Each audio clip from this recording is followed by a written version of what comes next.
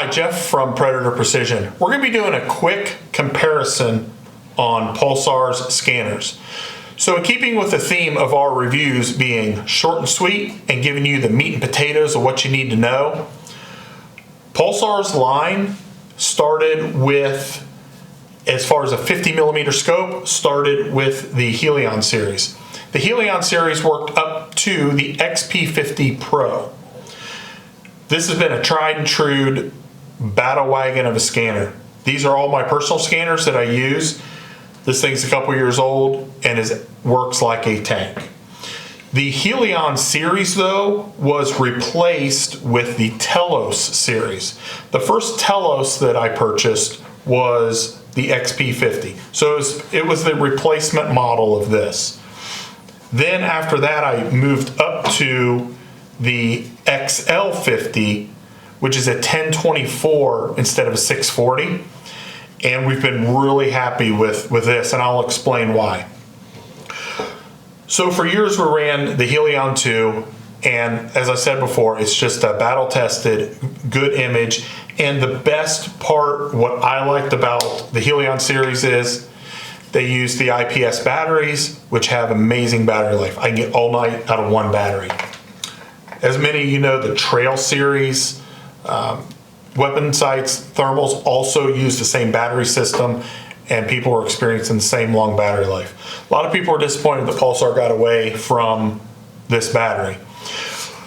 When I went to the XP50 and the Telos, a lot of things changed. One of the biggest things being changed is instead of going from a 2.5 to 20 zoom, we went down to a 2.5 to 10 times zoom. Zoom also went from being a simple press of a button on top to turning this knurling on the front similar to a camera. So your zoom and your focus are both on the front of the unit. You'll get used to them eventually, but they are somewhat stiff, I assume by design, so they don't get bumped when they're in your pocket.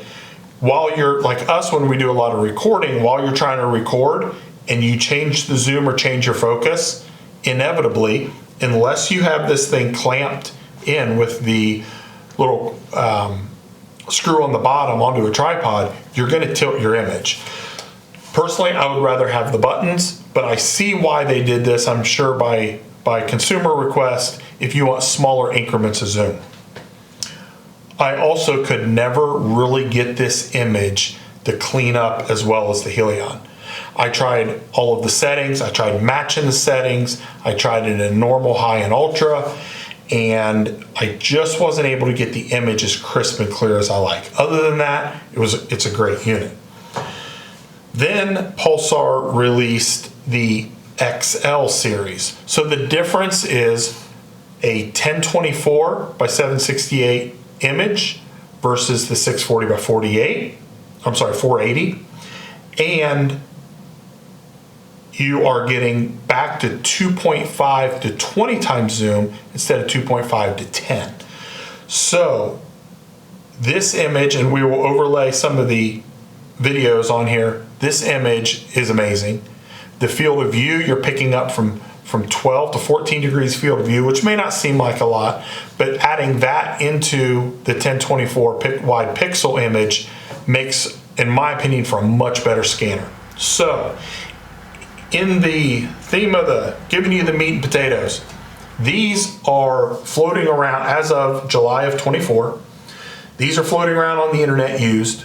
They've been discontinued, new sale by Pulsar because they're being replaced. If you can find one of these online used, and there's some really good deals floating around, grab one. This is going to be your lowest price point used unit for your, in my opinion, highest quality image in a 50 millimeter scanner. Some of these are as technology progresses, you know, everybody starts selling off the older stuff to go with the newer stuff. Some of these are starting to float around. If you're able to go ahead and just jump up to the XL50, I think you're going to be much happier with that image. You're going to be happier with the features and basically how well the user interface with it. I found myself even carrying this, scanning off my rifle, because I just wasn't a fan of the picture quality. So if this is within budget, go this route. If you're on a budget, find one of these XP50 Pros used. Now keep in mind, there's a Helion 2 XP50 and XP50 Pro. The Pro version is the difference between a sub 25 millikelvin sensor and a sub 18 millikelvin sensor. In my opinion, it does make a difference. So if you can find the XP50 Pro, you are going to have a noticeably different image than when they were making the Helion just XP50.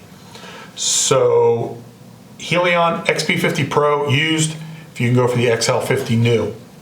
Don't forget to hit that subscribe button, and any questions you have, leave us a comment and we'll do our best to answer them. Thank you.